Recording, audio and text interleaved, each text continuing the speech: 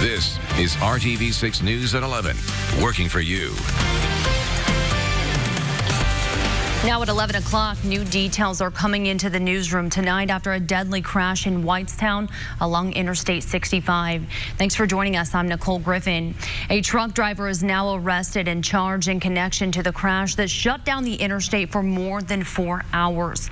Since we first reported the story at 6 o'clock, we've learned this new information. The Boone County Sheriff's Office is now confirming a total of 3 people were killed in the crash, including a 1-year-old baby. A 34-year-old driver from Michigan is now behind bars and facing charges. Investigators say Matthew Lewis Small was driving northbound on I-65 when he looked down to set his coffee mug down and ran into slowing traffic. Deputies say he slammed into 8 vehicles as he plowed through the backup. The semi he was driving caught on fire and pinned the vehicle with the 3 victims inside against the guardrail. Small is facing 3 counts of reckless homicide and has been booked into the Boone County Jail. The victims are 21-year-old Mariah Tomey, 1-year-old Hadley Tomey, and 19-year-old Kaylee Kirk. The crash left 14 other people injured. 1 vehicle was pushed over the guardrail and flipped onto the driver's side. Deputies say of those 14 people, they are all expected to survive. This is the second time in the past 6 months that we've seen a fatal crash in central Indiana involving a distracted semi-truck driver. On July 14th last year, an Indianapolis mother and her twin 18-month-old daughters died in a multi-vehicle crash on I-465 near Keystone Avenue. It all began when a truck driven by Bruce Pollard allegedly barreled into stop traffic. Pollard told detectives he had reached for an iced tea and took his eyes off the road for a moment before realizing traffic was stopped in front of him. Pollard is set to go to trial early next month. And tonight we are hearing from Boone County Sheriff Mike Nielsen after the tragic crash in Whitestown. He says distracted driving or driver inattention is a major cause of many accidents on our roads. He released this statement saying, "Today is a sad day for 2 Boone County families, the loss of 2 young women and a 1-year-old child." He goes on to say, please pay attention to your driving when operating a motor vehicle. Give yourself plenty of room to have a way out. Put down your phone or other objects, and do not drive distracted or impaired. The United Methodist Church is looking to solve a long-time debate once and for all. A proposal has been made to divide into 2 denominations based on LGBTQ inclusivity. Troy Washington shows us what local churches think about the potential change.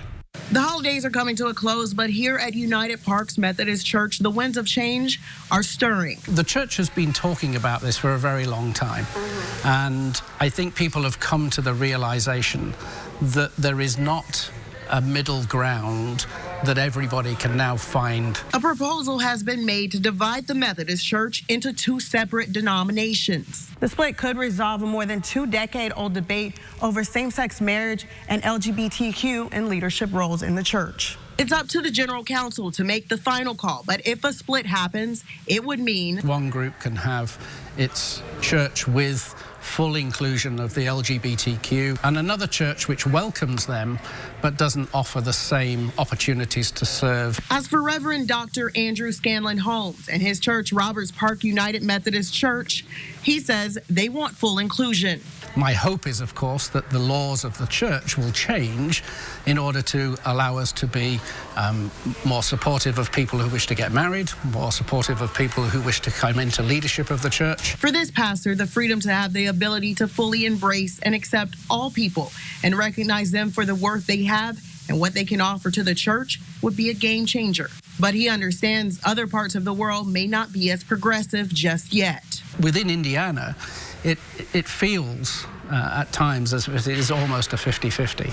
Outside of the U.S., some places making the move to be fully inclusive would be unlawful. In May, General Council could decide to amend the proposal, accept it, or throw it out.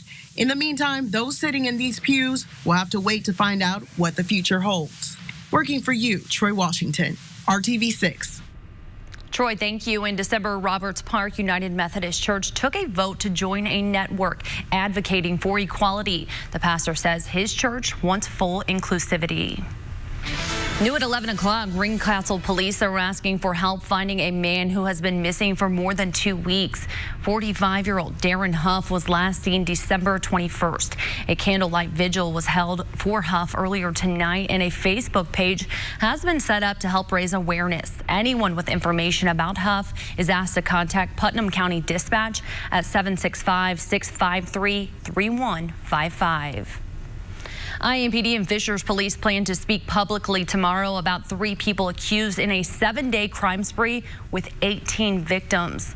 On Friday, the Marion County prosecutor announced several charges against Richard Garrett, DeLance Hatcher, and Rashana Farrow. The alleged crimes happened in mid-October and include shootings, robberies, and murder. 2 of the suspects might sound familiar. Farrow and Garrett are also charged in connection to the death of Fisher's canine in November.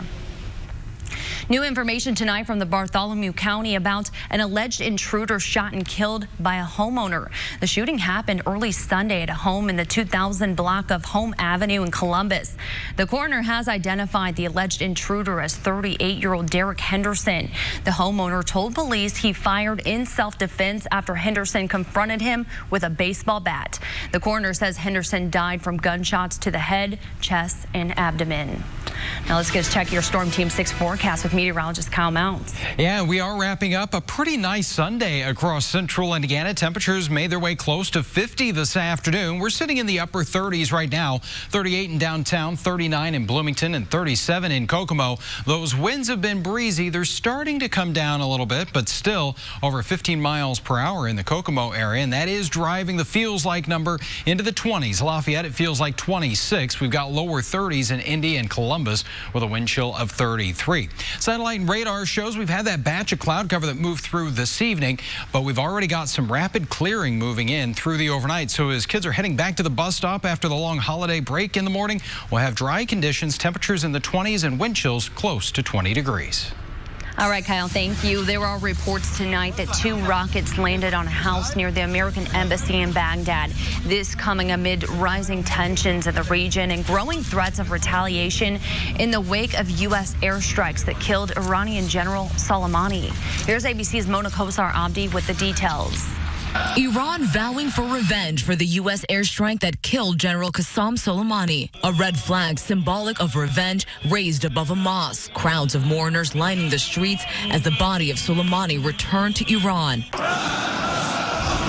All 290 members of the Iranian parliament unanimously chanting "Death to America" with raised fists. Today, specific threats of retaliation. A top military advisor for Ayatollah Khamenei saying U.S. military personnel and sites are sure to be targets. And a former leader of the Revolutionary Guard warning that Israeli cities of Tel Aviv and Haifa are fair game as well. But Secretary of State Mike Pompeo says Americans are safer today than they were before the strike. This was a bad guy. We took him off the playing field, and that's important because this was the fellow who was the glue, who was conducting active plotting against the United States of America. Pompeo adding the administration had the authority to conduct these strikes, but Democratic Senator Chuck Schumer disagrees, calling the president's foreign policy erratic and unsuccessful. We do not need this president either bumbling or impulsively getting us into a major war. Iraq's parliament approving a resolution to expel U.S. troops from the country.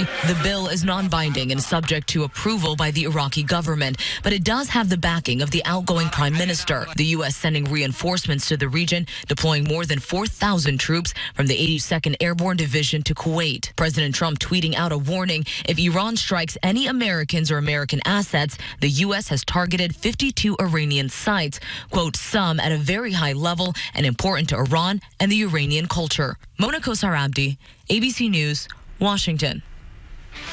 Mona, thank you. Indiana lawmakers will be back at work Monday for the start of the 2020 legislative session. Many new laws will be passed for the state of Indiana. Here are a few things you need to know about the upcoming session. This is a short session for state lawmakers. They will not pass a budget this year and will be finished with business in early March. Members of the state's minority party will try to enact some kind of marijuana-related legislation, either decriminalization or legalization.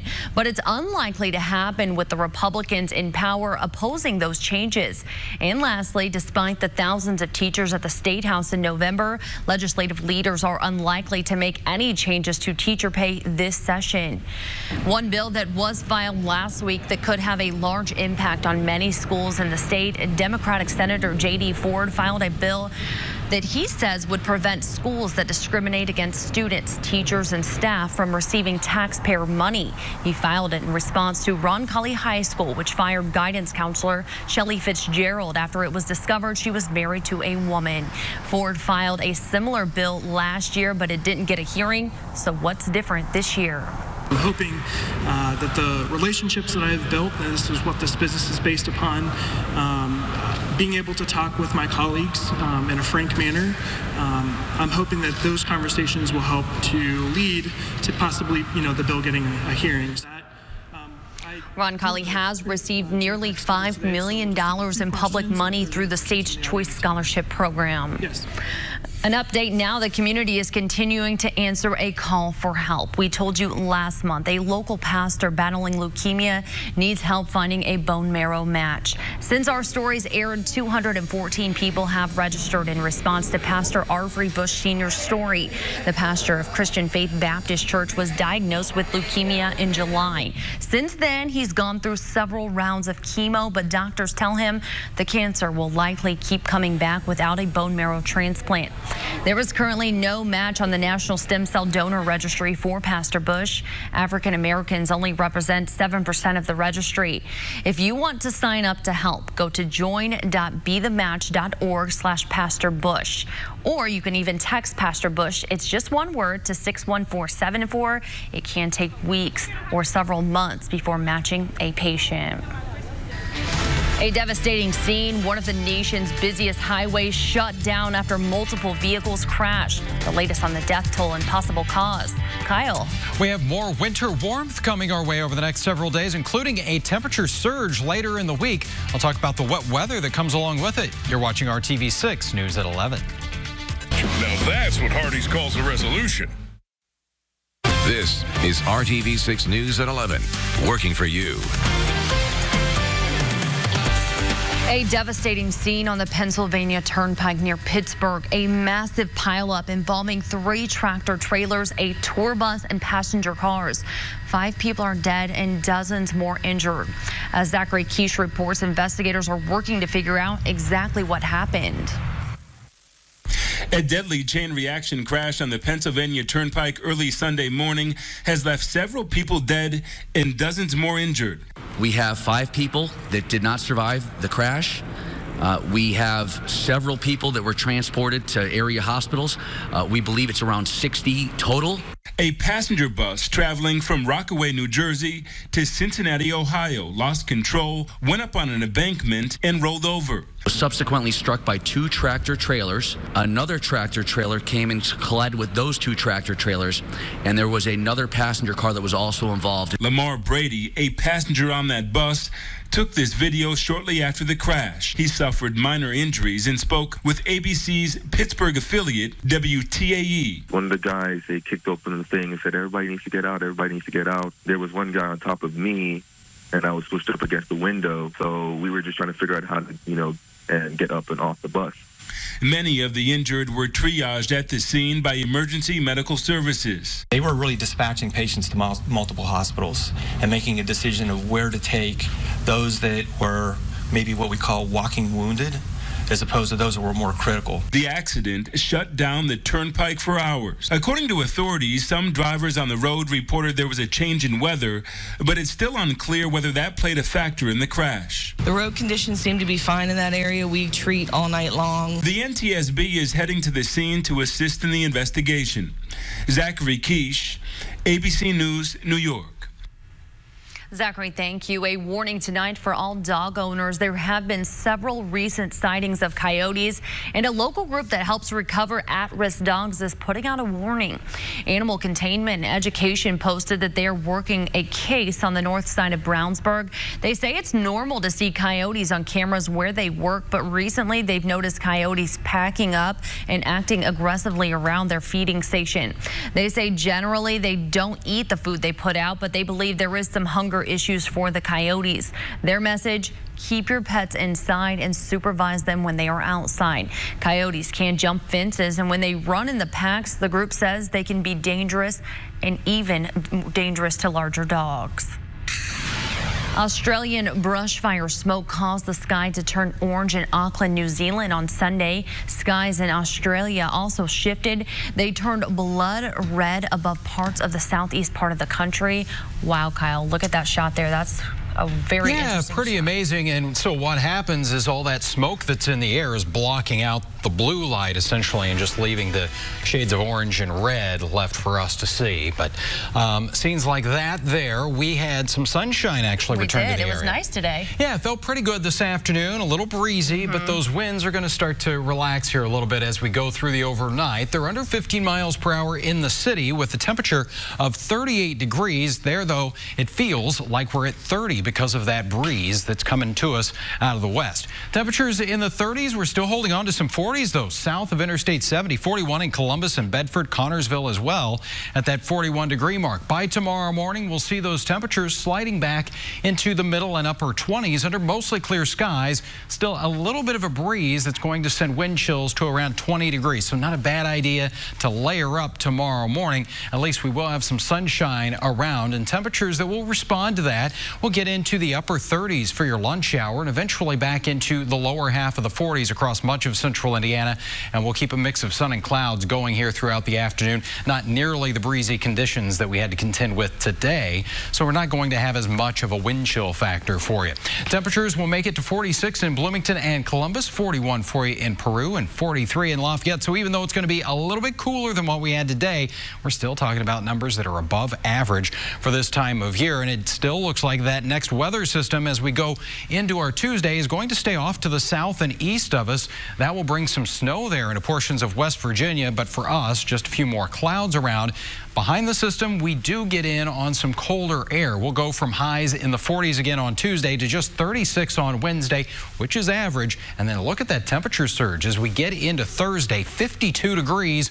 But with that comes our next chance for some wet weather here in central Indiana.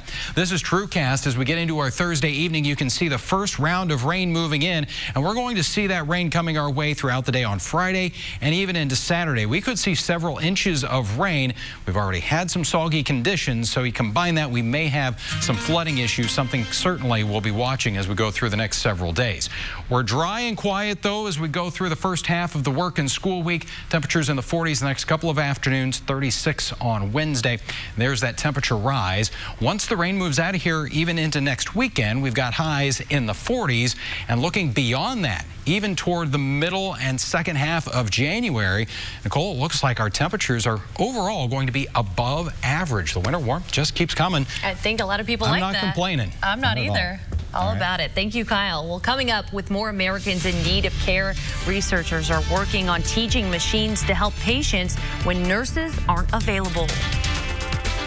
Your budget stretches further at Mattress Firm.